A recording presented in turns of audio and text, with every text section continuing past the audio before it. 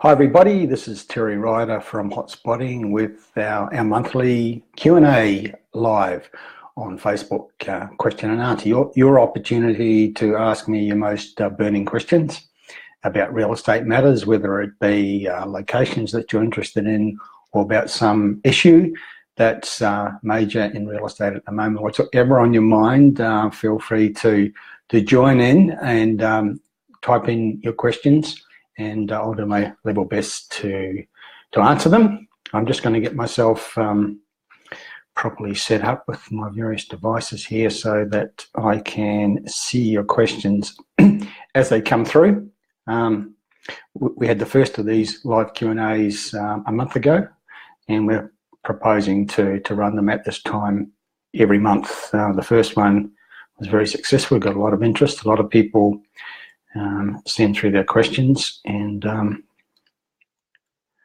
I've got some questions that came through a little bit earlier today, and I might start with those while I'm waiting for people out there listening in to send through their questions as we go live. There was a question from Jason, who was asking about a suburb in Newcastle called Elermore Vale, and had the opportunity to do a little bit of quick research about that location, and wasn't surprised at what I found, because the Newcastle market right now is one of the most prolific in terms of price goes around. It's got just about, you can argue, the highest price growth of any location in Australia right now. Pretty much every suburb in the Newcastle City local government area has had double-digit growth in its median prices in the last 12 months, and several of the suburbs of Newcastle have grown more than 20%.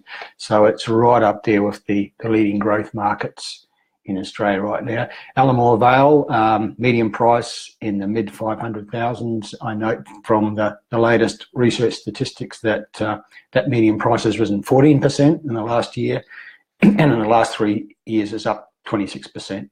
So it's evident from those figures that it's a growth market, and that a lot of that growth has happened in the last 12 to 18 months. But very typical of what we're seeing in Newcastle at the moment.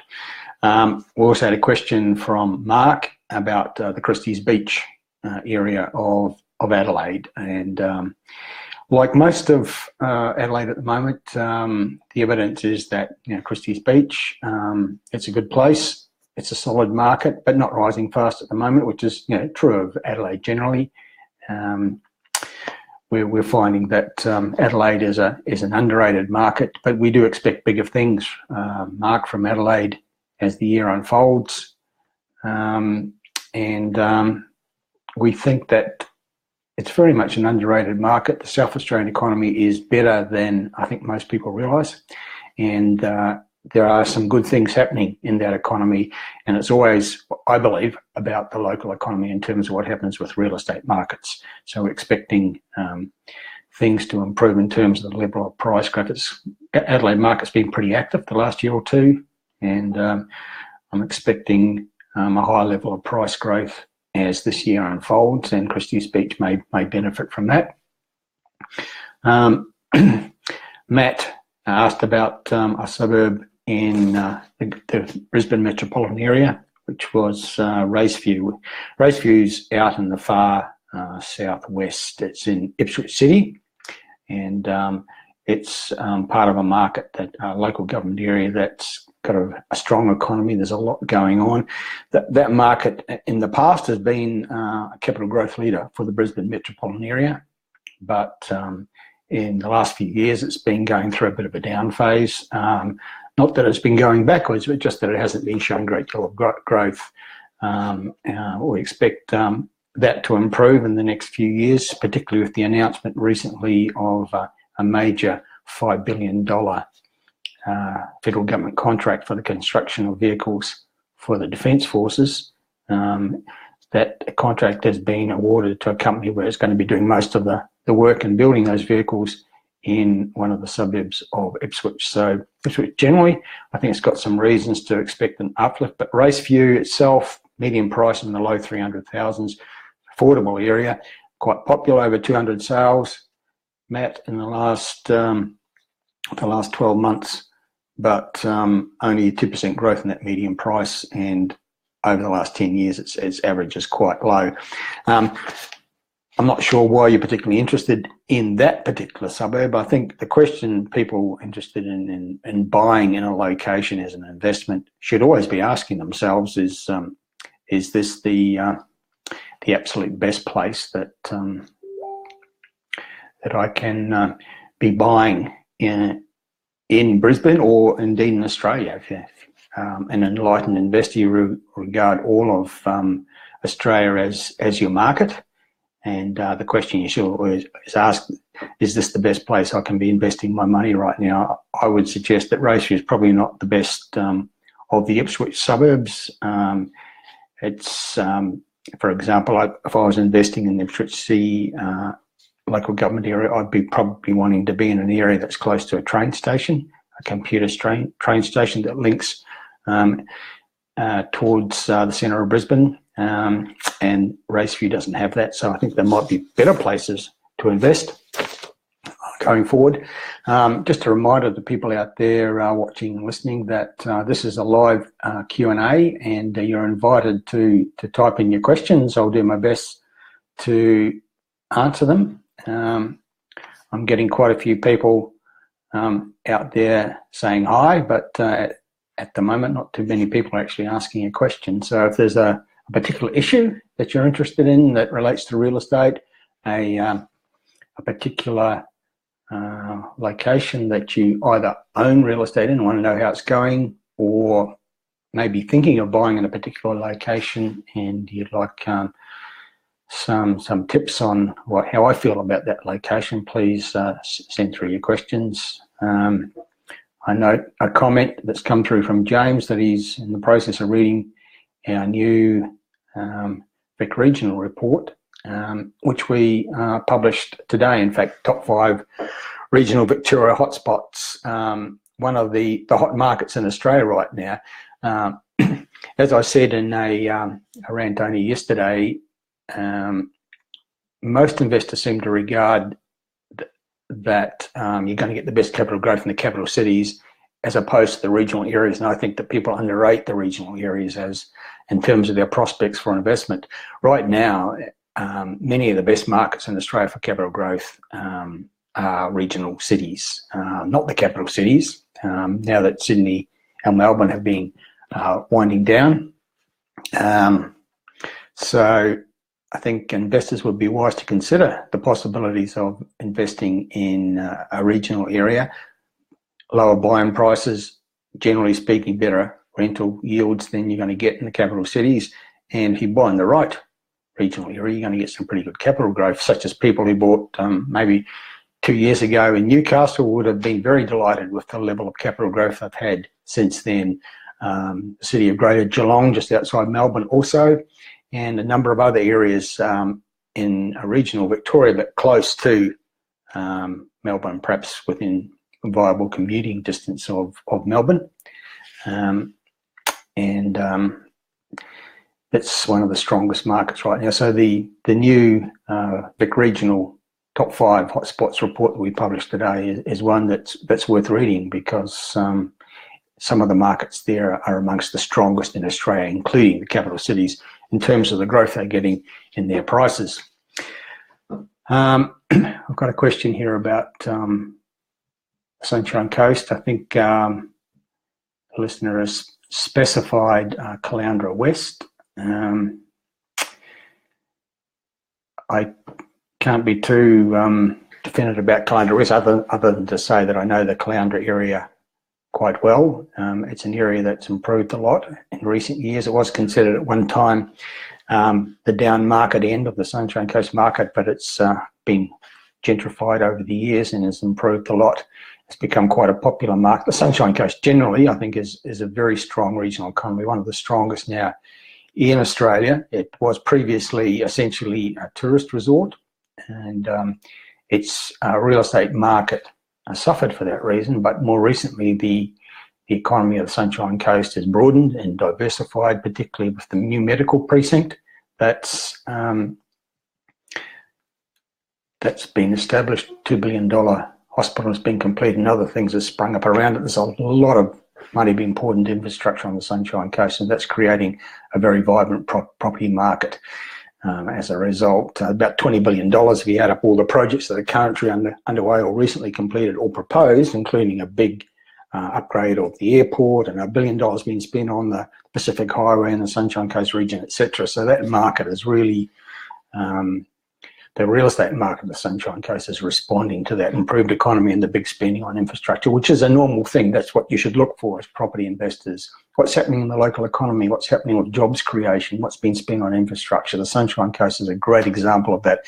It's a transition economy. It's been transformed from essentially a tourist resort with a weak property market to a more broad economy with strong jobs creation, and as a result, prices are rising in many locations on the Sunshine Coast. Amos has asked about Mount Isa in far western Queensland. Mount Isa is a major regional centre, but essentially it's a mining town. It's very dependent on the resources sector for its prosperity, and so 5 or 6 years ago it was a thriving market. Prices were rising strongly, rental yields were very strong, but what we're seeing more recently with the downturn in the resources investment boom that Mount Isa has suffered, prices have dropped, vacancies have risen, and so right now it's a pretty bleak looking market, like a lot of the locations in Queensland where the resources sector is very, very prominent in the local economy. So yeah, right now Mount Isa market doesn't look terribly strong. It'll come back, but always be aware, Amos, that Mount Isa is always going to be a volatile market because its economy is always going to be very strongly dependent on prospects in the mining sector, which is very cyclical, very up and down. When it's strong, it's very strong, and real estate will be thriving, but when it has a downturn, it's really bad for the real estate market. Shane is also asking a question about the Sunshine Coast market, specifically Buderim, asking questions about the strata process, rather beyond my area of expertise, Shane. I just don't know the answer to the question, such as how long does it take to get a strata process through, something I've never done. But Buderim, I can comment generally on Buderim, which I think it's a really good market. In fact, it's a remarkable market in that it's always the highest turnover suburb in all of the Sunshine Coast. More properties change hands in Buderim than anywhere else on the Sunshine Coast. Very popular suburb because it's not right down on the coast. It's up above in the hills looking down on the Sunshine Coast. It's kind of got a village atmosphere, a village feel about it. A local community within the Sunshine Coast city, and a lot of properties up there have good views. So it's a strong market. It's always turning over quite rapidly. So Buderim and the Sunshine Coast generally has got good prospects.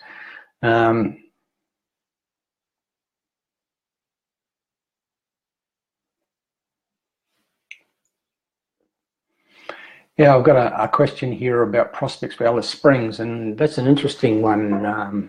Paz has asked that question because I was looking at the Northern Territory market only earlier this week, and Darwin is still very weak. Darwin's been a downturn market like Perth, but whereas Perth is now showing good signs of recovery because the Western Australian economy is starting to come back, and things are improving for the Perth property market as a result. We haven't yet seen signs like that in the Northern Territory. So the Darwin market's still down. The statistics are still very negative. There's quite a bit coming up in prospects. A lot of major projects planned for both Darwin and the Northern Territory, some related to the resources sector, some in agriculture, some in other areas. And the Northern Territory economy desperately needs some of those projects to go ahead.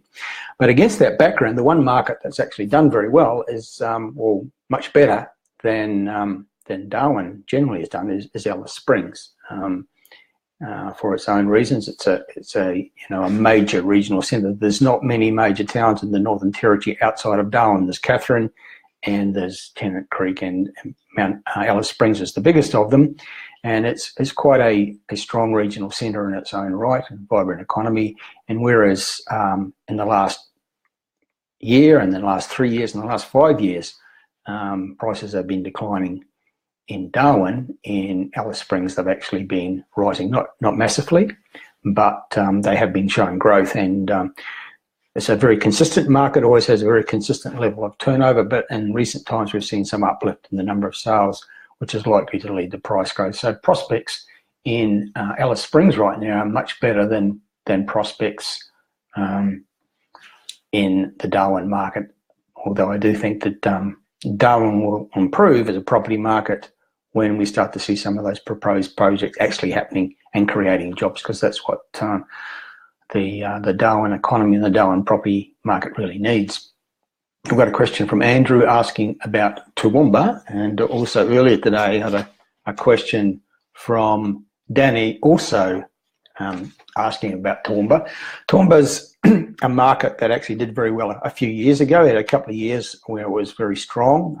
Quite a lot was being spent on infrastructure. The new airport was being built, for example, and other things were happening, and it became known nationally as a market to be aware of, affordable. Toowoomba is a solid economy. It's a regional city of substance with a diversified economy. It's always going to be solid, but I think what happened with Toowoomba after it became known as a strongly growing market, a lot of developers built new product, and we had an oversupply there. Not a massive one, but vacancies. I just looked up some figures earlier today. During 2016, vacancies are hovering around 4.5% across Toowoomba, and that's a little bit high. When your vacancies are that high, you're not generally going to get rents or prices growing. They're trending down since then, and right now, according to the figures I've seen, they're about 2.5%. So prospects have improved in that regard for Toowoomba.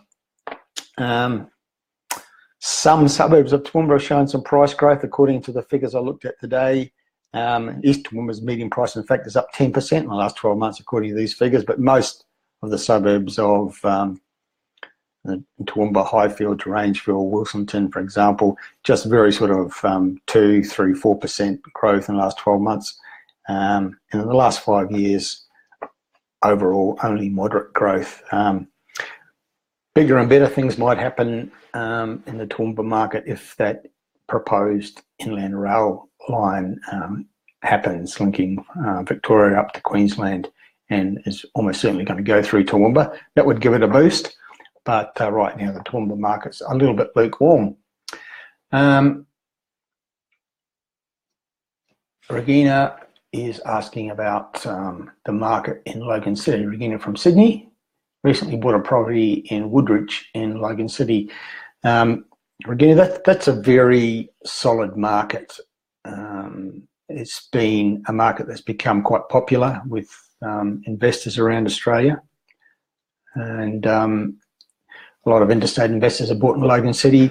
It attracts attention because it's affordable, particularly relative to Sydney and Melbourne, but it's one of the most affordable markets in the Brisbane metropolitan area as well. So there's a lot of suburbs there with houses with median prices in the 300,000s, for example.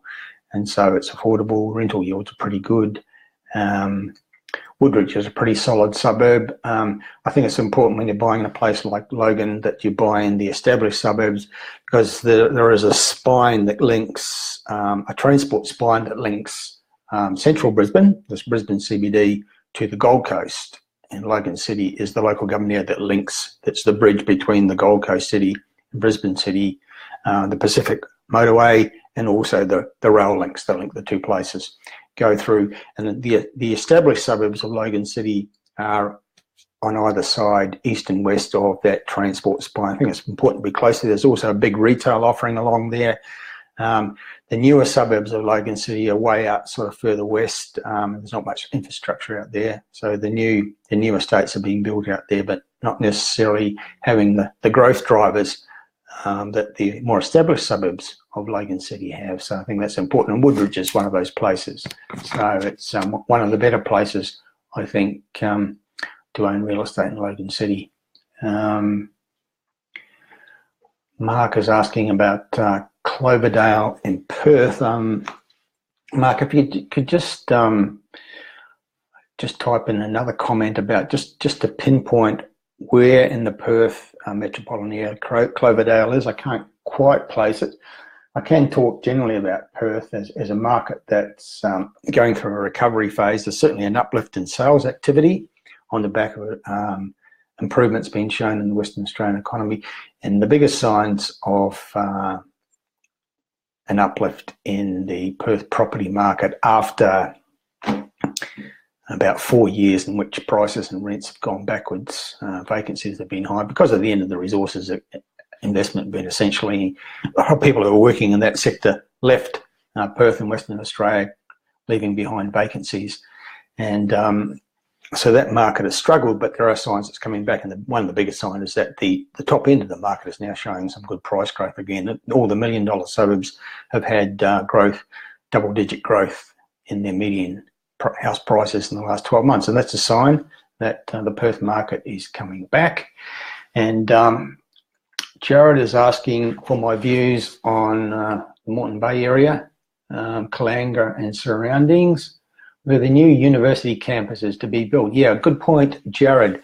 The Moreton Bay local government area is the northern suburbs of the Brisbane metropolitan area. Many of the more affordable places to buy in Brisbane are up there.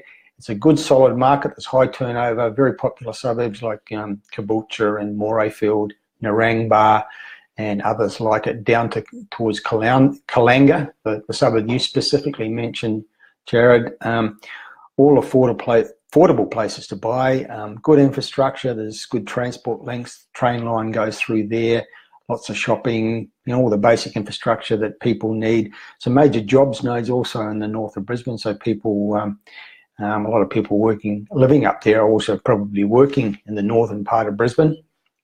And you mentioned the new university campus. I think that's a very important factor for the area that you mentioned, because that's already approved and it's in the works. They're going to be building that very soon, as I understand it, and that's going to, when it's finished and that university campus is up and running, it's going to create an extra major jobs node. It's going to create an extra point of economy, and it's also going to create a lot of demand particularly for rentals, because there's going to be a lot of students attending that facility and presumably wanting to rent property close by. So I think it's a strategic location to consider within an area that's also very affordable, and there's quite a lot of demand. So just looking. Okay, Mark. Mark mentioned Cloverdale in Perth, and I asked if he could just pinpoint it from it, and he says between CBD and the airport. Yes, okay, the Belmont area, right? Yeah, look. Yeah, against the background of what I said earlier, Perth is coming back, and I think the precinct that you're talking about, I think, is quite a strong one. It's good to be, I think, in that area between the CBD and the airport. The airport in any major city is a major jobs node. Proximity to big jobs nodes is an important factor, and always remembering that a lot of people work in CBDs in our major cities, but that's not the majority of people. Most people are working in suburban jobs nodes. So a location that's sort of halfway between the CBD, big jobs nodes, the airport, massive jobs node, and Perth Airport's expanding. I think that's a big factor. So you put that together with other factors like local infrastructure and the affordability of the location, and you've got a market that's worth considering. But I think Perth generally is the city of opportunity right now. I think investors around Australia should be looking at Perth. The current numbers, if you look at the latest statistics, some of them will still be negative, and you think, well, don't want to buy there, but it's what's coming up in the future that's important. And the evidence is that Perth is going to be growing. The signs are already there that the market's recovering. So don't be put off by the current statistics for Perth. Its prices are down at affordable levels after 4 years of decline. So the buying is good. It's not a huge amount of demand in that market at the moment. So if you're buying there, you're not going to have masses of competition like you might have had recently in Sydney and Melbourne. So it's an opportunity to buy well in a market that's going, keeping in mind that Perth traditionally is a very strong growth market. It's also one of the, and there have been periods in the last 10 or 20 years when Perth has actually led Australia on price growth.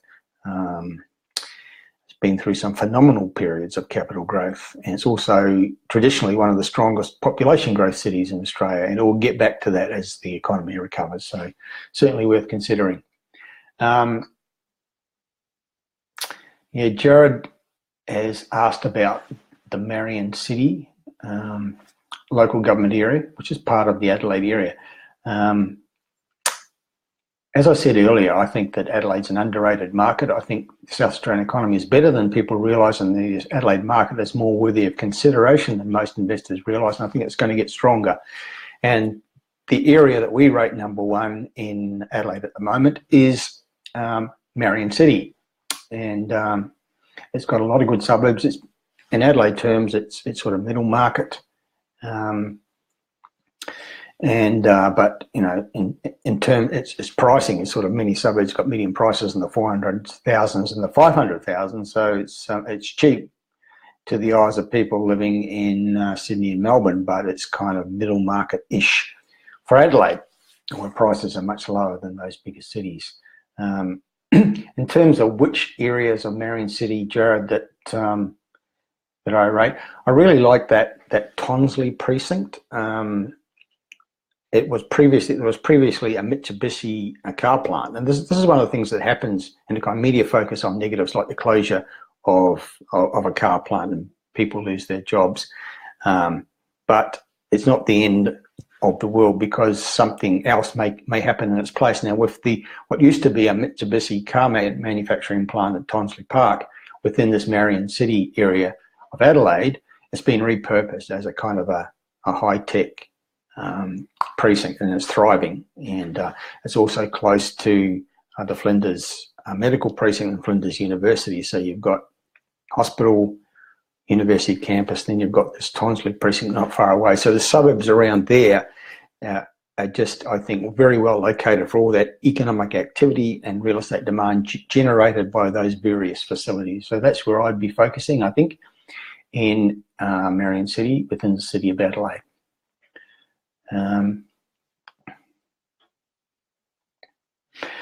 Shane is asking a specific question. If you had 500 grand cash to spend on any southeast Queensland area, where would you spend it? I'd be thinking in terms of the Sunshine Coast as a good prospect. There are places there where you can buy for that sort of money, and it's a growth economy with a good future.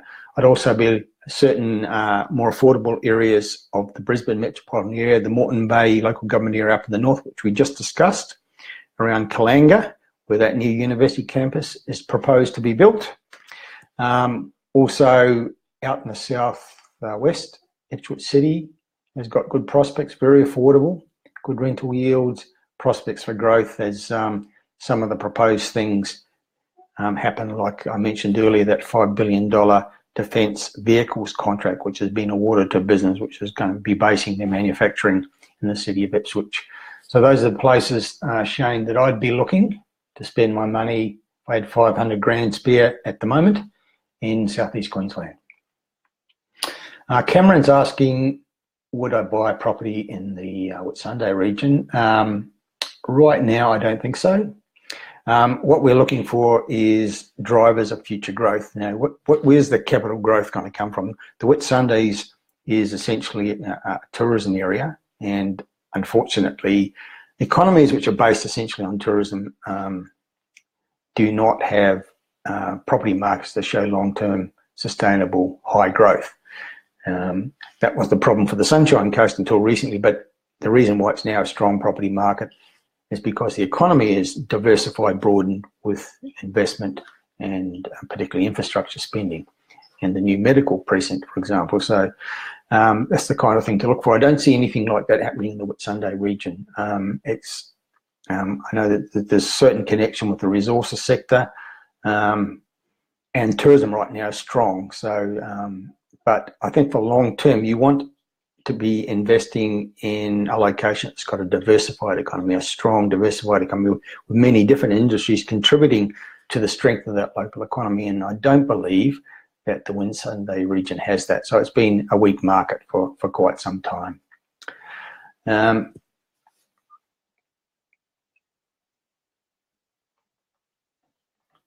Okay. Just scrolling through here, looking at some of the questions that have come through. We talked about Cameron. Yes, yeah, I think you were particularly interested in the Early Beach area. You know, I just don't see, Cameron, where the growth's going to come from. It's essentially about tourism, and it's kind of a very volatile sector to have your economy based wholly and solely on. It's a little bit fickle. It's discretionary spending when people are a bit concerned about their jobs or economically things are a little bit tough. People don't take the holidays, perhaps, and tourism can be kind of volatile up and down. And it doesn't generally create long-term sustainable growth property market. So I think that's the weakness for that Whitsunday area until something else happens in that area to broaden it.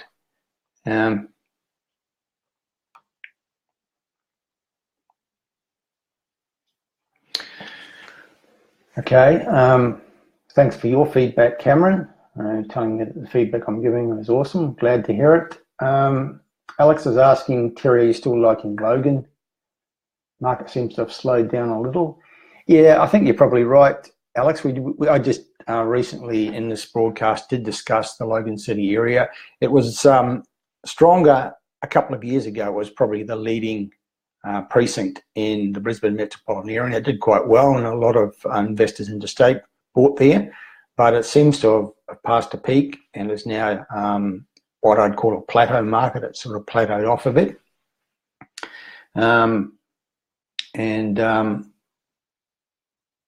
The question you're asking, Alex, is are places like Beenleigh still trending well for long-term investment? Well, Beenleigh is one of those parts of the Logan City local government area that I do like because it's an established suburb. In many ways, it's kind of like almost the capital of Logan City. A lot of sort of major things centred around Beenleigh, and it's on the train line, and it's that's important, and it's close to some of the big jobs nodes down there. Like it's not far from the theme park precinct, the Gold Coast theme park precinct that's quite close there, and we've got Dream World and Movie World and some of the other worlds.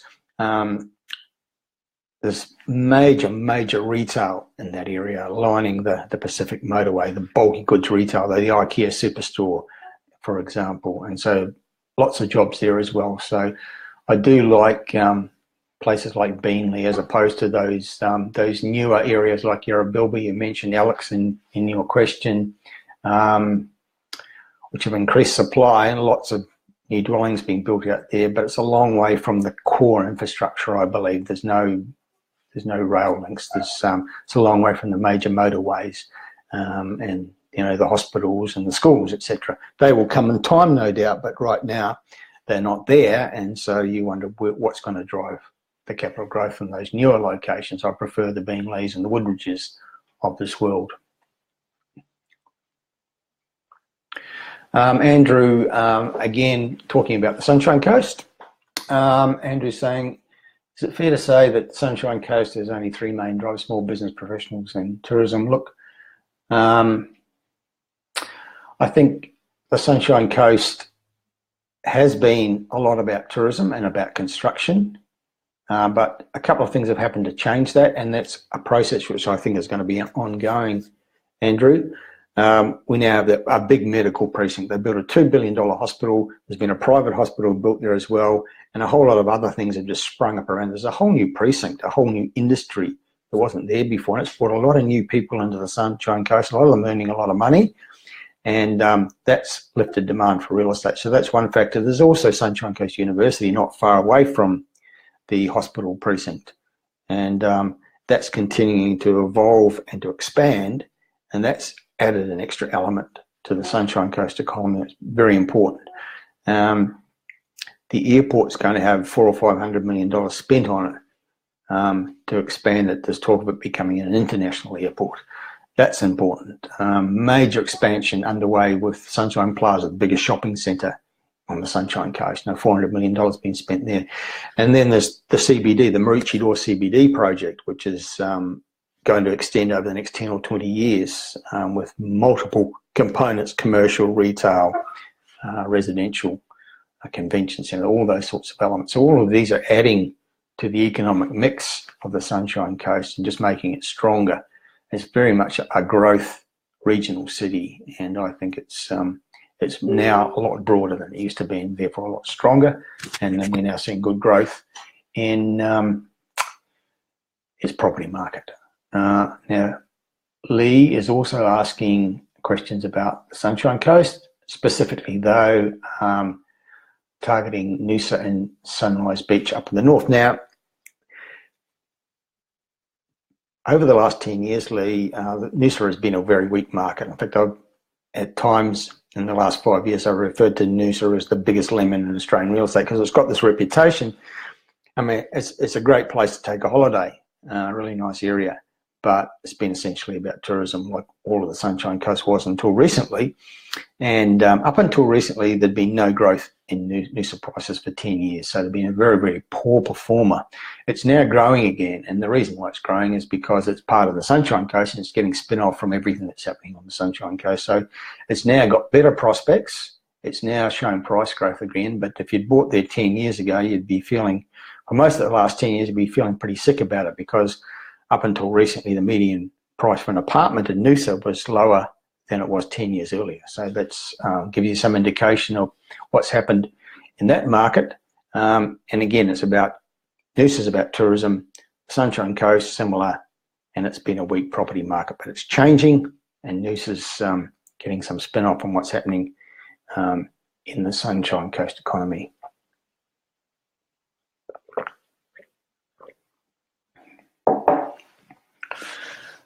Okay, so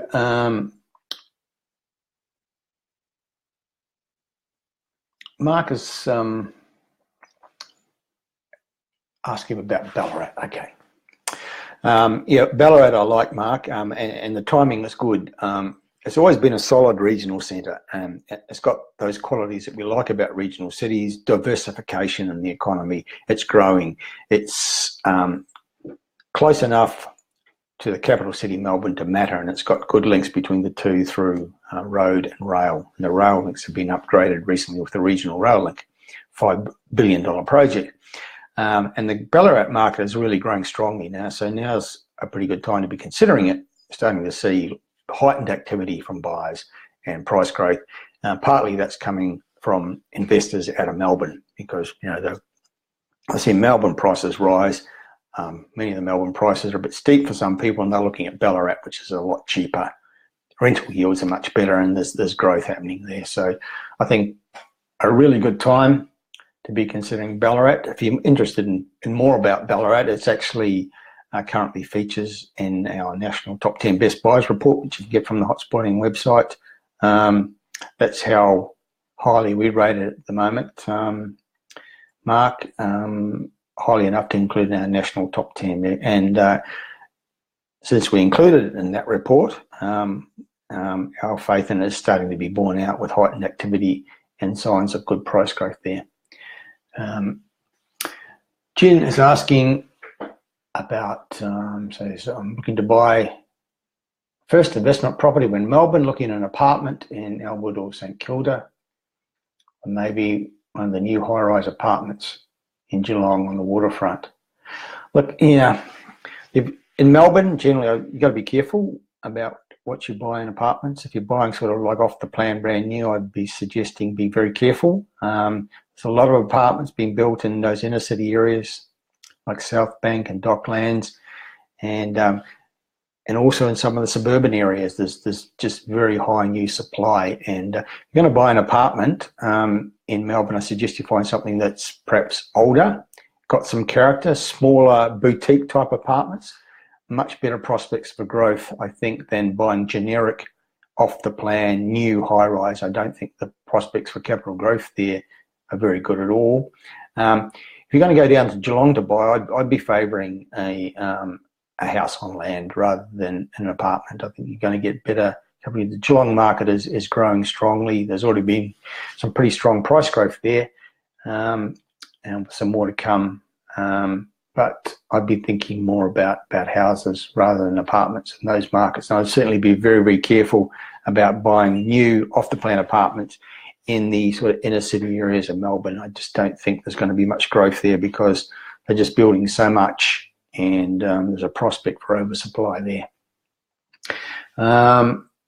Jared's talking about Newcastle, which I've touched on a little bit earlier. So it has a strong run over the last couple of years. Do you think Newcastle is nearing 12 o'clock on the property clock? In other words, Jared, you're asking whether it's pretty close to its peak. Well, certainly the best time to buy in Newcastle was a couple of years ago. And what I'm saying to people, if you're interested in Newcastle area, you've missed the best time to buy. There's already been quite strong, very strong price growth in the last 1 to 2 years. But look at some of the areas near Newcastle, because Newcastle is part of the Hunter region. The Hunter region is a very strong economy, of which Newcastle is obviously an important part. But you've got towns sort of heading out into the Hunter region from Newcastle, like Maitland and Cessnock, for example. You've also got the Lake Macquarie local government area, which adjoins the city of Newcastle, which has got growth prospects, but it hasn't quite had the same level of growth that that Newcastle City has had. Yeah, so that's what I'd be considering in terms of Newcastle. But in terms of Newcastle itself, and it's on the property clock, yeah, it must be getting pretty close to its peak.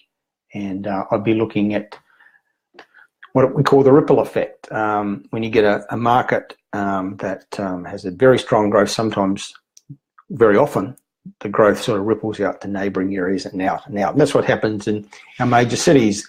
The booms usually start in the inner city suburbs, and over a period of, say, 3 years, the growth gradually ripples out. And in Melbourne, it started in those swanky millionaire suburbs in the inner suburbs, in the inner southeast in particular. And now, 3 years later, the suburbs that are really pumping are those outer ring areas, the cheaper suburbs on the fringes of the Melbourne metropolitan area, which is an indication that the cycle has almost run its course. So with Newcastle, I'll be looking for neighbours of Newcastle who have good prospects for growth, getting some spin-off from what's happened. Labrador, Gold Coast. Yeah, the Gold Coast, yeah, a little bit, always overhyped. Generally hasn't been a great performer over time because they keep oversupplying the high-rise market, and that drags everything down. Labrador is increasingly, near Southport, getting hooked into that high-rise sector. I'll be a little bit careful about it. I think if you want to buy on the Gold Coast, think about the housing market a little bit inland, where the market is the genuine local market, people who live and work on the Gold Coast, as opposed to the sort of the high-rise coastal sector, which is all about tourists and speculators, and very seldom produces strong capital growth outcomes for people who buy there. So I'd be a little bit careful and cautious, Brian, about Labrador. Alex talks about buying established dwellings in Deception Bay. The council has rezoned pockets close to the bay for apartments.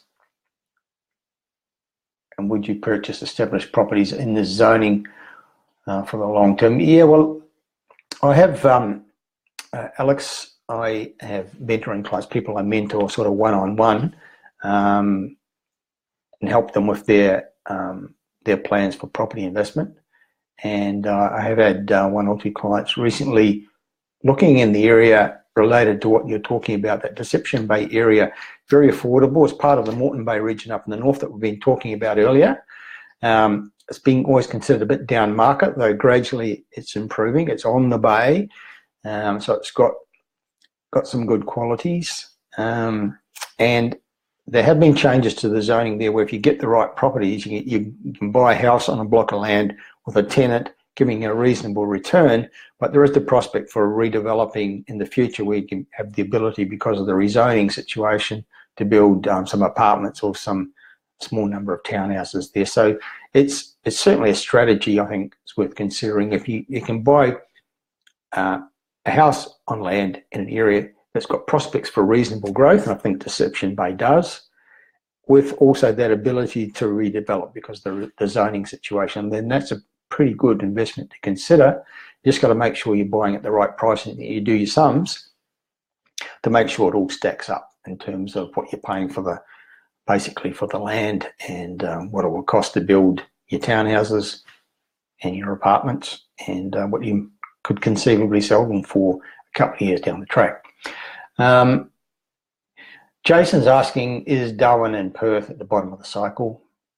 And is now the right time to buy in these now, please? Well, I say yes in terms of Perth. As I said a little bit earlier, I see it as the city of opportunity amongst the capital cities of Australia because prices have fallen over the last 4 years, but now we're seeing recoveries and now is the optimum time to be looking in Perth. Darwin's not quite there yet. Darwin is still falling. And the reason is that whereas the Western Australian economy is showing improvement, we're not seeing any signs of that in Northern Territory yet. There are things in the pipeline. I mentioned this earlier, that there's some very major projects that are in the pipeline. They've been thought about, planned, talked about, but as yet, none of them have actually started. And it's only when they start building them, they start creating economic activity and jobs, and that's when the real estate market will react. So I think the bottom isn't that far off for Darwin, but it does need some of these projects to actually start happening, so that the economy can be boosted, and from that will come demand for real estate. So in terms of your question, Jason, I'd say yes to Perth, but not yet to Darwin. And Jason's also asking a bit about Gladstone. Is someone with a house already in Gladstone, sell or hold? Yeah, I understand your pain, Jason. It depends on when you bought and how much you paid, but the market has gone backwards for the last 4 years because of massive oversupply by developers. The signs are that, and it all very much depends on your personal situation where you're placed, but generally speaking, the signs are that there's some improvement for Gladstone not too far away.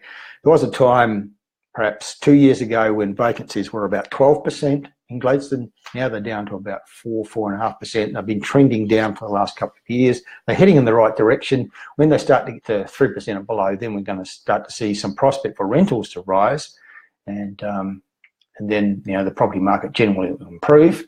So if you're able financially to hang on to that property rather than selling now and taking a loss, and if you're able to ride out the storm a little while longer, you might be able to have some prospect of values rising in Gladstone again. Olivia, looking to buy a first home in Brisbane. Suburbs are closest to the city and hopefully increasing value over time. Okay, looking in areas like Banyo, Elermore. Look, you mentioned sort of proximity to the city in relation to your comment about hoping for value. Proximity to the CBD, I don't think is pivotal. I know a lot of people think it is, but the research shows otherwise. In Sydney, for example, we've just been through this considerable boom. Prices sort of generally rising everywhere, but the areas that had the biggest capital growth are the ones way out west and in the southwest. Proximity to the CBD is not a guarantee of superior capital growth. And one of the reasons is that a lot of people have got no reason to be anywhere near a CBD. They don't work there, they don't shop there, their kids don't go to school there. Why do they need to be near it? Quite often it's the outering areas that are more affordable that get the mass demand and have the best growth, as long as there's jobs out there. So in Brisbane, I'd be looking for areas that are affordable, have good infrastructure, and are close to major jobs nodes. And you mentioned some areas up in the north, Elermore, Banyo, for example. Well, they are up in the north, relatively affordable. And one of the biggest jobs nodes in Brisbane is what they call the Australian Trade Coast area, which is all that commercial industrial businesses around the airport and the seaport. The seaport and the airport of Brisbane are quite close together, and there's this massive jobs node sprung up around it because all these businesses want to be close to either the seaport or the airport, and it's a really good place to have a business, and a lot of people work there. And so the suburbs you mentioned might be good places to consider from that viewpoint. But don't be too concerned about how far you are from the CBD, because it's not really the driver of capital. In fact, right now in Brisbane, the weakest market, I think, in Australia is the inner city apartment market in Brisbane. Vacancy is very high. Going to get worse before it gets better, and that situation is generally going to drag down the inner city market. So it's one to avoid, I think. Okay, Wayne, yeah, hold Gladstone but not sell will be a struggle. Yeah, I understand. If it's costing you money to own it, it's really hard to make a decision. Should I just sell it and take a loss on the chin, or just hang in there and hope that values improve? I think there are signs that Gladstone will improve soon. I mean, Gladstone is a very, very strong regional city. You could say it's the industrial regional industrial capital of Australia in many ways. Massive things go on in Gladstone. The only thing wrong with Gladstone is developers just went crazy and built way too much new product. They just completely ruined the market. But it will recover. It's been through it before. It's very much hooked into the resources sector. So Gladstone's always going to be volatile. It has very high peaks, very deep troughs in its real estate market. That's the reality of a place like Gladstone. But it will recover and it will boom again. So if you're able to hang on, the prospects for the future are better. Robert's asking, is it too late to enter the Hobart market, or is there still growth? If so, which suburbs? Look, it's too late to buy at the best prices in Hobart. I would suggest, Robert, that market is right now the strongest capital city market. Property is selling incredibly quickly there. It's got the strongest price growth in capital city Australia now that Sydney and Melbourne have gone off the boil. Best time to buy there was a couple of years ago. If you buy there now, you're probably still going to get some of the growth. But if it was me, I'd perhaps be looking elsewhere, because the best time to buy was 18 months, 2 years ago. And it's very difficult to buy sensibly. And because when you're buying real estate, you want to take your time, carefully consider the property you're buying, inspections, check out values, etc., due diligence, all the things you should do. But it's very hard to do that in Hobart at the moment because property is selling so quickly. It's almost become too hot. And so I'd be considering alternatives. Perth would be one, Adelaide would be another amongst the capital cities. Kate is asking me my thoughts on Redland Bay. That's part of the Brisbane metropolitan area. It's, as the name suggests, it's out the Moreton Bay. Quite an underrated area. I've never quite understood why the swanky suburbs of Brisbane, some of them aren't out there overlooking the bay. Beautiful area. But Redland Bay's a good solid market. It's and it's got some things coming up in its economy that might drive values higher. But it's at this stage, I'd say it's solid, but it's not really doing anything terribly wonderful. Brisbane generally has been lukewarm for a while. Needs the underlying economy to be stronger. The signs that that's happening. Population growth is starting to come back from interstate migration, etc. So, yeah, I think Brisbane's going to improve, and Redland Bay will get some uplift from that. But right now, it's just it's solid, but not real strong. Yeah, Joe's commenting that yes, Hobart has been roaring along and wanting my thoughts on the sustainability of that market. Yeah, people worry a bit about Tasmania because it hasn't got that track record of being a growth state, on population and economy. But the reason why Hobart's doing so well as a property market is because the Tasmanian economy has improved a lot. It used to be sort of like out of the 8 states and territories, it usually ranked 7th or 8th, pretty much last all the time. Very weak economy, not getting any population growth. But things have changed, and right now the Tasmanian economy is actually ranked in the ComSec State of the State reports as the number 4 economy. That's pretty high, dizzy heights for Tasmania, and it's been there for a couple of years now, and it's still there. agriculture strong, tourism strong, construction strong. Money's been spent on infrastructure. And, the state government has just been re-elected with a majority and working, it seems to me, from someone on the outside looking in, working hard to make the economy stronger.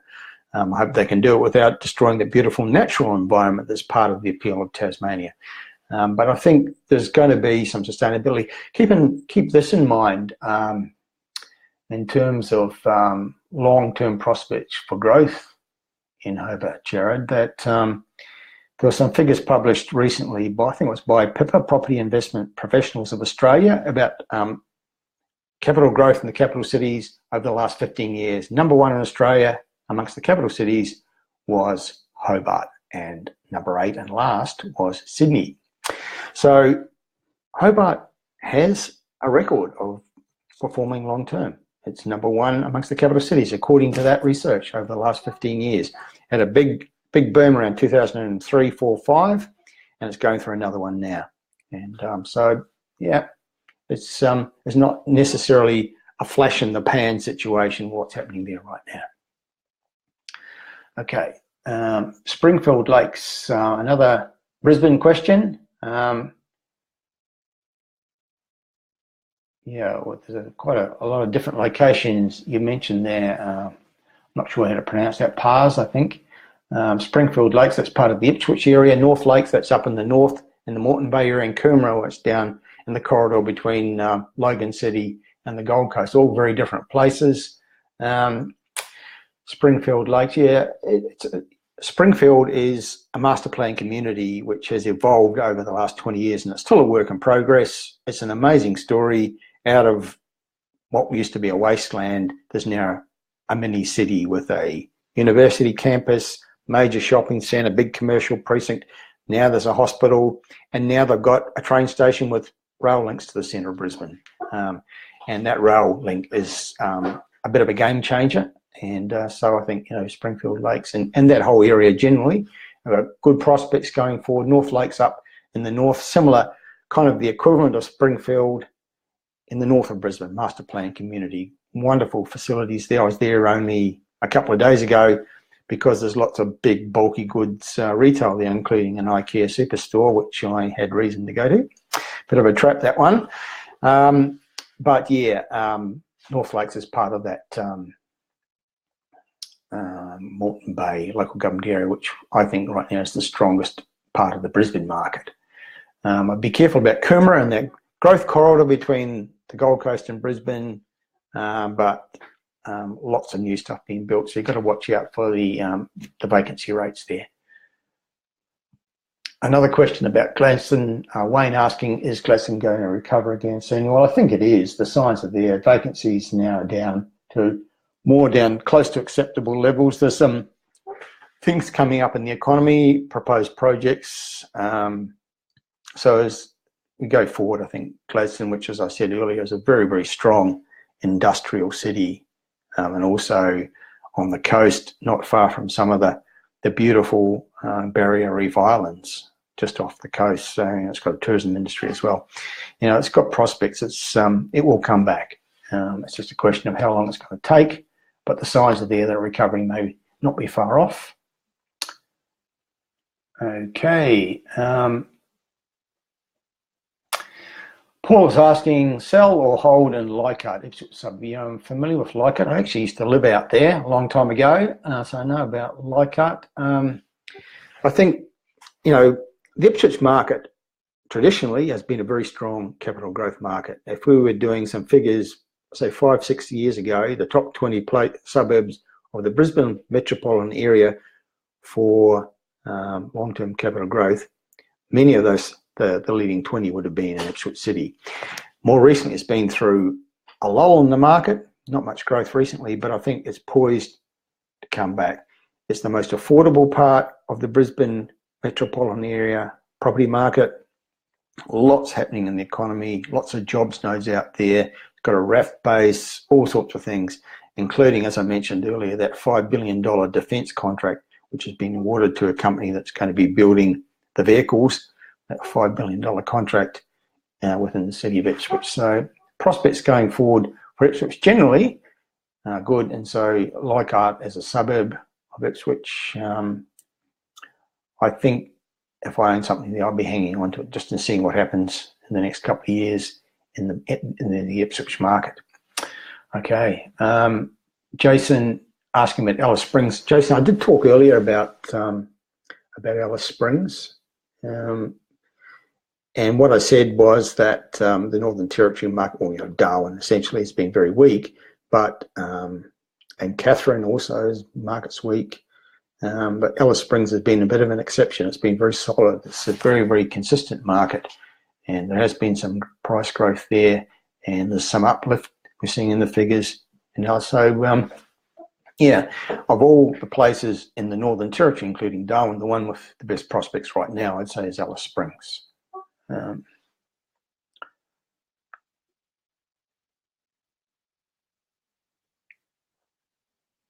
Okay.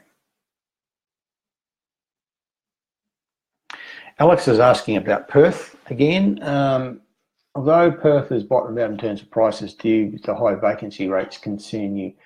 Not really, Alex. They're a product of what's happened in the recent past, but as we move forward into this recovery phase, not just in the Perth market, but in the Perth and Western Australian economies, we're going to see those vacancies come down. And we're already seeing signs of reduction in vacancies. They're still a little high, and so if you're buying in the Perth market now, you're going to be buying at attractive prices with prospects for growth, but you've got to bear in mind that the rental returns aren't going to be initially that great because rents are still weak because of the higher vacancies, but that's going to improve.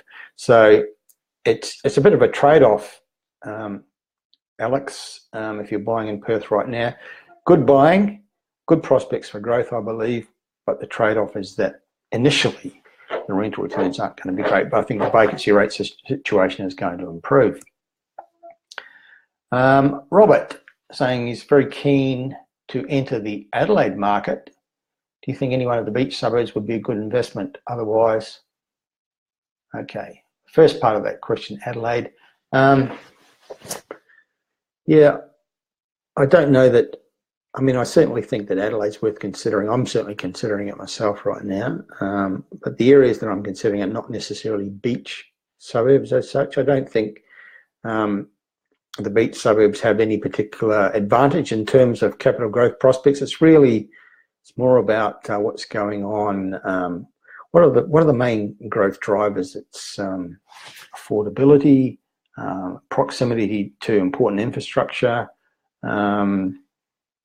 where the jobs are, those kind of things. I like the Marion, as I mentioned earlier, the Marion City local government area, which is kind of middle market. Most of those suburbs are sort of a little bit south, I think, of the Adelaide CBD and between the coast and the CBD. So they're a little bit inland, not beach suburbs, most of them. So I wouldn't be, if you're focusing, Robert, on Adelaide, I wouldn't be particularly looking to buy in a beach suburb. I know it sort of has that allure of, that's where people want to live. So that's where the gains would be high. They tend to be more expensive places, and quite often it's the cheaper areas that get the mass demand that actually have the strongest price growth over time. We've seen that, as I mentioned earlier. The leading capital growth areas of Sydney over the last 4 years have actually been way out west, not the beach suburbs of Sydney. And that's a factor that right now in Melbourne, the places that are really pumping with high sales activity and high capital growth, nowhere near the beaches, they're the affordable areas on the outer fringes of the Melbourne area. So I'd be looking at suburbs that are affordable, good infrastructure, maybe on the train line, transport links, those sorts of things. Those are the basic things that I think are important in driving capital growth. Okay. Jared is asking thoughts on Orange. Orange is a very solid regional city in New South Wales. It's always solid, but it doesn't seem to ever sort of boom in any way. It's got diversity. It's got all sorts of things going on. Manufacturing. It's got agriculture. There's a wine industry up there, big tourism industry. There's a major gold mine, huge gold mine, in fact. All sorts of things happening. So Orange is always very solid, but from my observation, it doesn't ever seem to really surge. I'm not quite sure why not. So again, if you're thinking about buying in Orange, the question is why is that the very best place that you can invest in Australia right now? There are other places which have got bigger growth drivers and more momentum, I think, than Orange do, including, I mean, New South Wales right now, regional New South Wales, very strong as a general statement. Lots of property markets in New South Wales regionally are just strong. Newcastle in the Hunter Valley, Dubbo, Wagga Wagga, Coffs Harbour, Port Macquarie, Tamworth, all worth considering. But I don't see anything happening right now in Orange that's really going to make it an outperformer, Jared.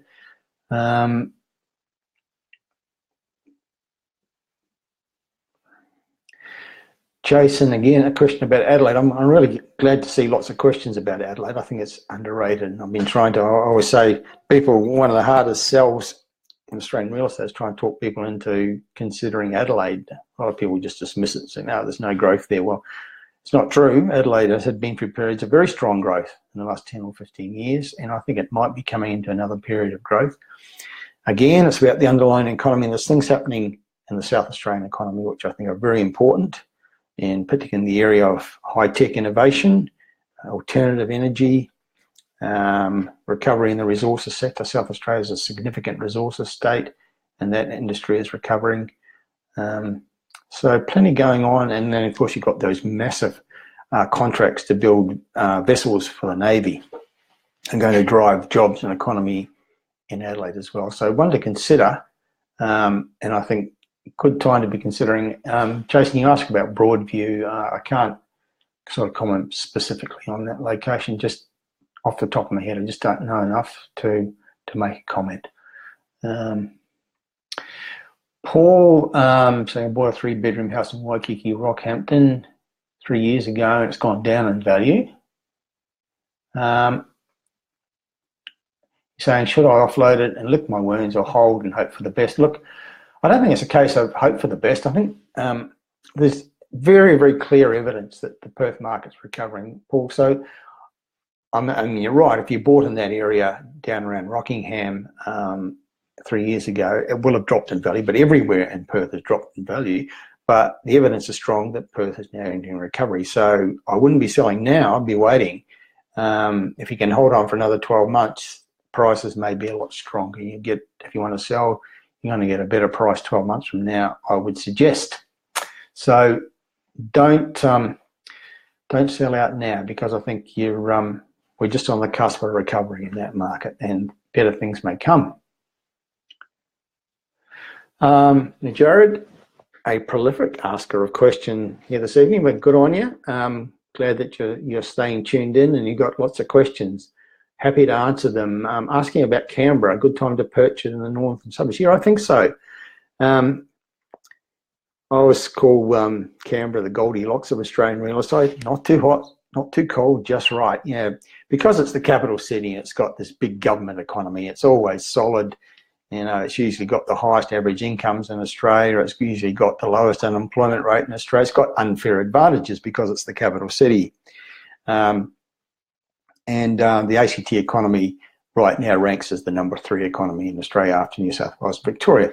It's always really solid. And supply of new properties is kind of controlled by the ACT government. Land releases are drip fed to the market. There's always an undersupply. Helps put a floor under values, I think. And right now, things are looking quite strong for Canberra. Local economy is strong. Vacancies are very low in the residential market. Rentals are rising in those northern suburbs around the Belconnen district and the Gungahlin district.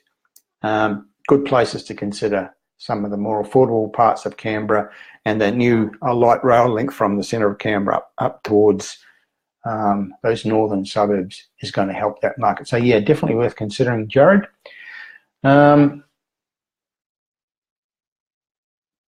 Okay, Dean asks, based on your great knowledge, thank you, what is your 3 top regional areas considering in 2018? Okay. I mentioned earlier Ballarat, that's one I'd certainly be considering. That market is really coming strong right now, and I'm not surprised because it's a very strong regional city, and it's got a diversified economy, it's growing, it's well connected to Melbourne. It's relative to Melbourne, very affordable, better rental yields, lots of investors looking at Ballarat right now. So I'd certainly consider Ballarat as one of the places in my top 3 regional areas. Dean, we're our Sunshine Coast in Queensland. I'd certainly be thinking very seriously about Townsville. It's one of those places, a bit like Perth at the moment, been through a downturn. If you look at the current numbers, you say, not Townsville, everything's negative. But it's what's coming up. Always look to the future and ignore the present. And if you're buying in a place like, say, Townsville right now, where prices are down, if you believe in their future prospects, it's good buying. And there's just massive things coming up for Townsville. It's a very strong regional city.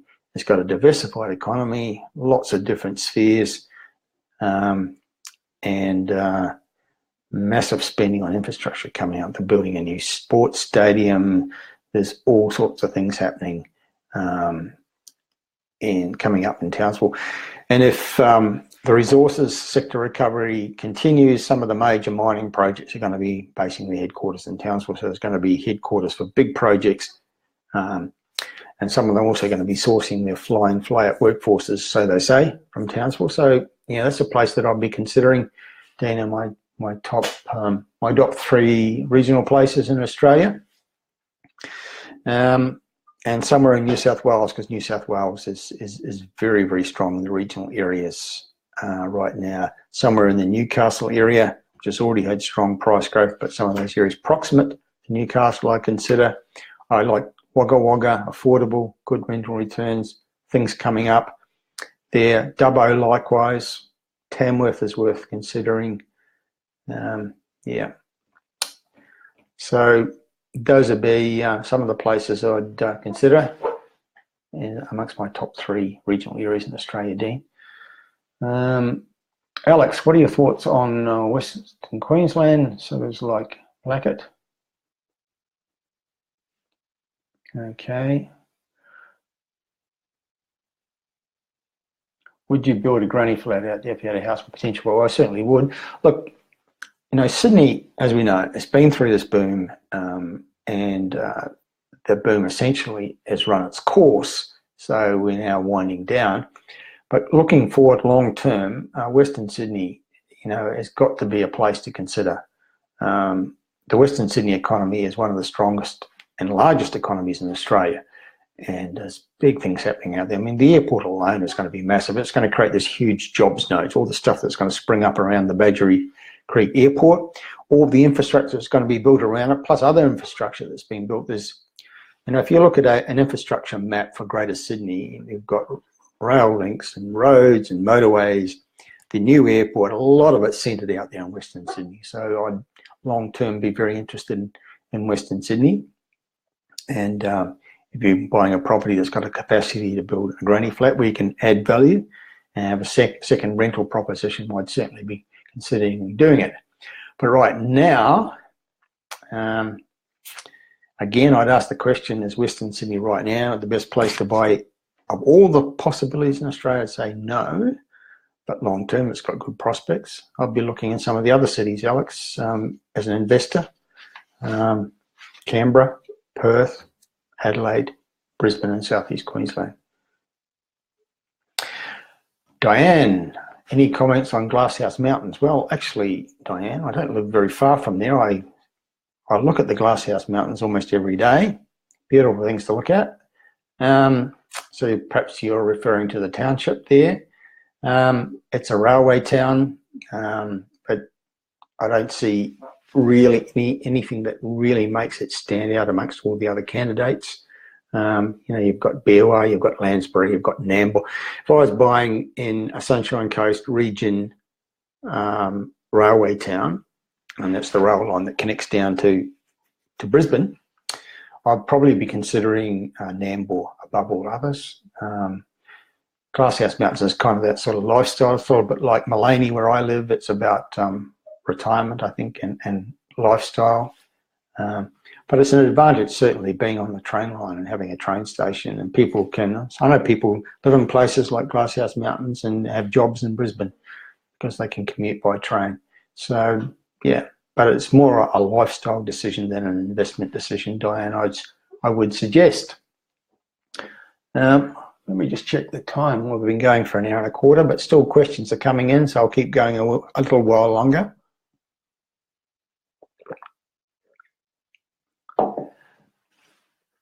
Okay, thanks for your feedback, everyone. Paul, I appreciate your comments. Jared also thanking me for my insights and valuable information. Paul also asking thoughts on the prospects for Geelong. Geelong's a little bit like Newcastle, I suppose, and Hobart. Best time to buy there was a couple of years ago. It's had some very strong growth. It's still growing, and long-term prospects, I think, are very good. Geelong's a very strong local economy. It's transitioned from the days when it was sort of like a factory town. It's no longer that. You know, the car plant closed down, but in terms of the economy of Geelong, that's a relatively minor event. Because there's all these other new things happening. You know, the biggest employers in Geelong now are the health sector and the education sector, and then you've got the IT sector, and you've got the fact that the headquarters for the new disability insurance scheme is going to be in Geelong, or is in Geelong, and lots of things are springing up around that. So really good long-term prospects, Geelong. I like it as an economy, as an affordable lifestyle alternative to Melbourne, because prices are lower down there, and it's, you know, basically most of the city of Geelong's on the peninsula, so it's surrounded by water, so it's got lifestyle aspects as well. Worth considering both as a place to live and a place to invest. But really, the best time to buy there was perhaps 18 months ago.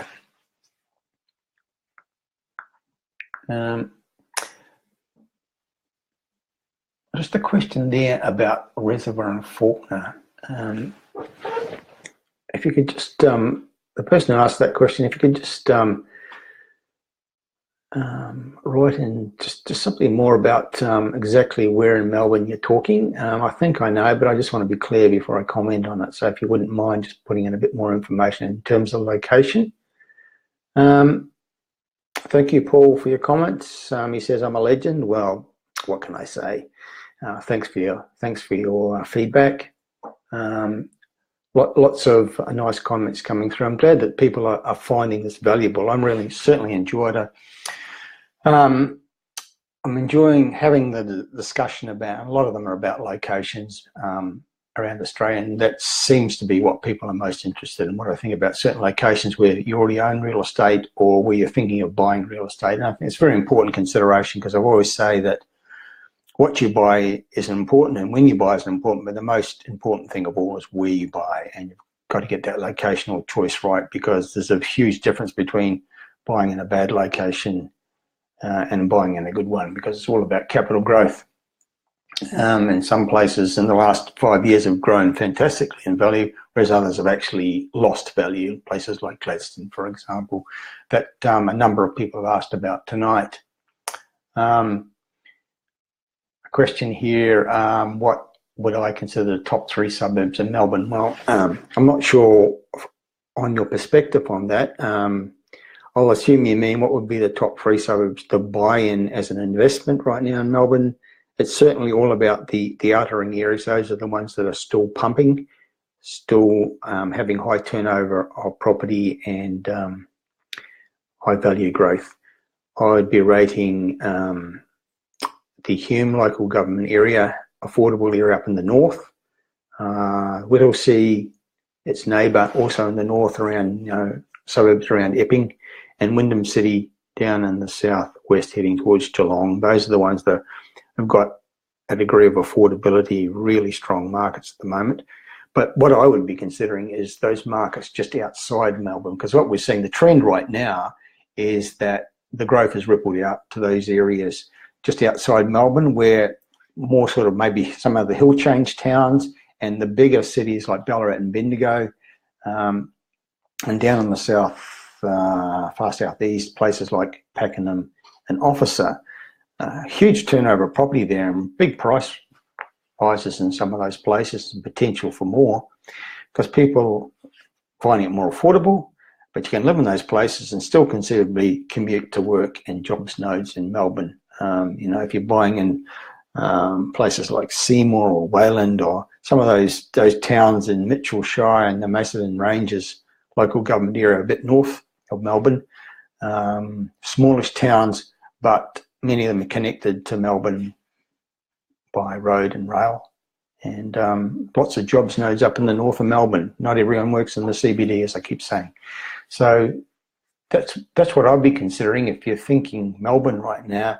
The Melbourne boom has pretty much run its course. It's past its peak. I'll be looking at those areas just outside that have got some spillover from that. And Ballarat, I mentioned earlier, is one of those places.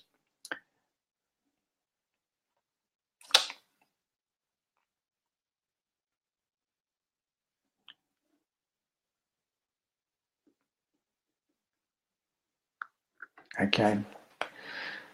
Lots of the comments are just feedback.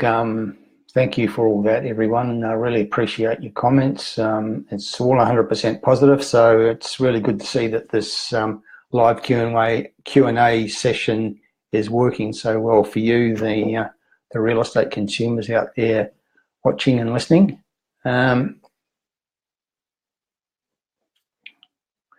Okay, Alex, could you guide me as to what pockets to look closer into in Perth? Okay, what suburb would you like? Okay, fair question, because I've commented generally on Perth tonight a number of times as a recovery market where the buying is pretty good. I like the Joondalup area, Alex, up in the north. Joondalup's like a regional centre within Perth. It's got this sort of CBD at Joondalup where you've got university campus and hospital and a whole lot of government offices, and there's a transport interchange including rail near a big green space area with a lake. I mean, it's just got a lot to offer, and around it are suburbs where median prices are maybe in the the 400,000s, places like Heathridge, Joondalup itself. There's a few others, the names of which escape me, but I'd certainly be looking in that area as one of the more affordable areas with good prospects for growth. One of the things that's happening is they're moving a state government department from the CBD of Perth up into the Joondalup area. I think from memory about 600 people moving up there, so that's going to increase demand up there. So that's one area. There's a couple of middle market areas. This local government area of Stirling is one of them. These areas which have held up pretty well in the downturn are now starting to come back strongly now that the recovery is underway. But I guess my first pick would be that Joondalup precinct, and then a little bit south of the CBD of Perth, you've got a precinct where there's the Murdoch University, the Murdoch Hospital, and there's also another hospital in that precinct.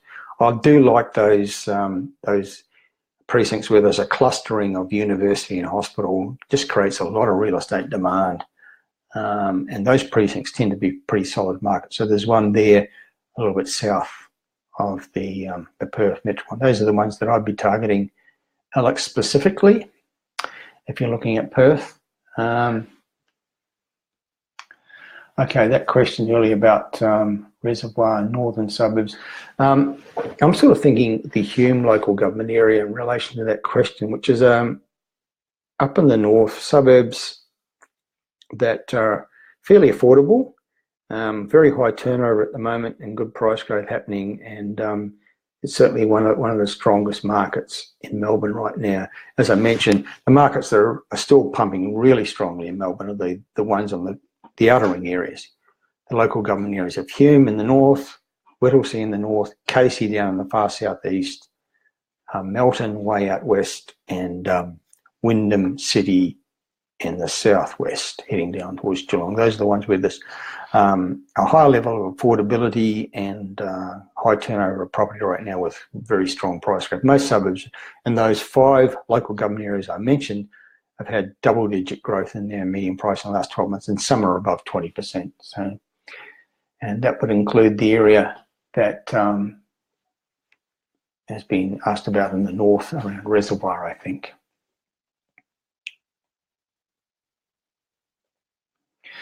Lachlan's asking, how do you think the banks cracking down on interest-only loans will play out with effect on the property market? Well, a couple of perspectives there. I think that pretty much that crackdown has run its course. APRA, who's imposed those sort of restrictions, has indicated that it's going to ease off on some of its restrictions. I think most of the banks have got their interest-only lending within the guidelines that APRA have set, and they're now starting to compete for that sort of business. So I think the major banks are now competing strongly for investor lending. Now that they've got everything in line in terms of the APRA requirements, APRA itself has indicated it's going to ease off on some of those restrictions, which are always meant to be temporary. According to Wayne Byers, the head of APRA. But the other perspective about interest-only loans is what happens when some of the existing interest-only loans mature and people have to refinance, maybe into P&I loans.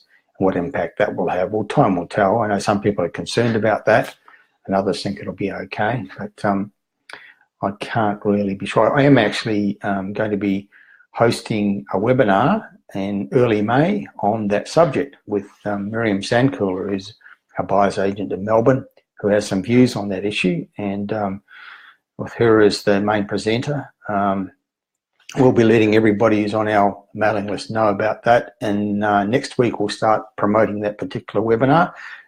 So Lachlan, you might be interested to tune into that. If you're getting our weekly newsletter, you'll be on our mailing list, and if you're not getting our weekly newsletter, you can very easily get it by going to the Hotspotting website, the homepage, click on yes please and sign up for the newsletter. You'll then receive also promos for events like the upcoming webinar where we discuss the interest-only loan situation. That will be in early May with Miriam Sandcooler, who's an award-winning buyer's agent based in Melbourne, who incidentally also is actively buying in Ballarat, which is a location that I've had a number of questions about tonight, in which she has observed that market is strengthened and that properties are selling quite quickly there, and that's certainly what we're seeing as well. Okay.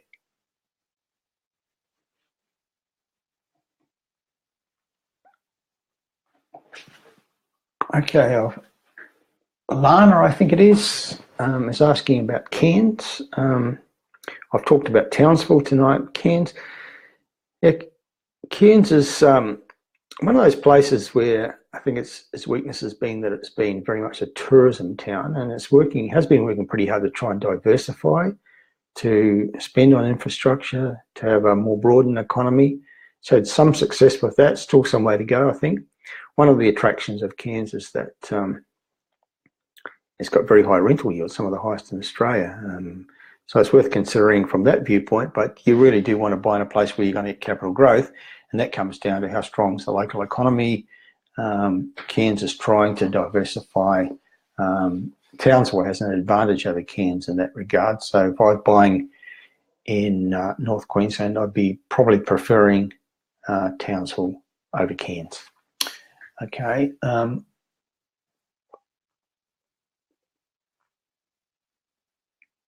Just seeing if I've overlooked any questions. Most of those I've answered.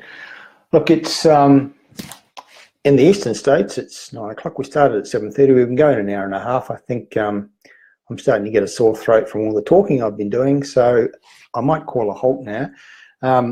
Look, once again, the response I've had from you out there watching and listening suggests that this is something that that people are interested in, the opportunity to ask questions and get hopefully some plausible and coherent answers. Certainly the feedback that's been coming through tonight to the answers I've given suggests that that people have really valued the insights that I've been able to give them, particularly about the locations that you're interested in. So we're going to be doing this every month, early in the month.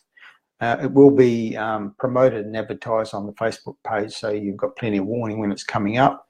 I hope that early in May you'll all be back with some more questions. In the meantime, please continue to follow the Facebook page. I'm putting up posts of various sorts, including live video commentary almost every day, and the feedback suggests you're finding that useful information and valuable. So thank you everyone for your participation tonight. Apologies to those if I didn't get the chance to answer your question. We've had so many coming through, but we've been going for an hour and a half, and I have answered I think questions from the majority of you. If you didn't get your question answered, send me an email, Ryder, R-Y-D-E-R, @hotspotting.com.au, and I will endeavour to answer your question if I can. Don't forget to visit the Hotspotting website and check out our suite of reports, which are designed to tell you about the best places to buy in Australia. It's significant that most of the questions tonight have been about location. People wanting to know what I think about certain locations. Well, if you want to know the locations that we rate the highest, get some of our Hotspots reports, top 10 national best buys, for example. We've got top 5 Hotspots reports for the major capital cities and also the major regional areas, and various national reports. So lots of valuable information which tell you the areas that we rate, looking always to the future for future capital growth. So it's time to sign off this time. Thanks for your participation. I appreciate your questions. I particularly appreciate your feedback, which has been very positive tonight, and I hope you found it useful. The feedback indicates that you did. We'll be doing this again a month from now, so hope to tune in with all of you and engage again at that time. So that's it for now. Terry Ryder from Hotspotting signing off. Talk to you again soon.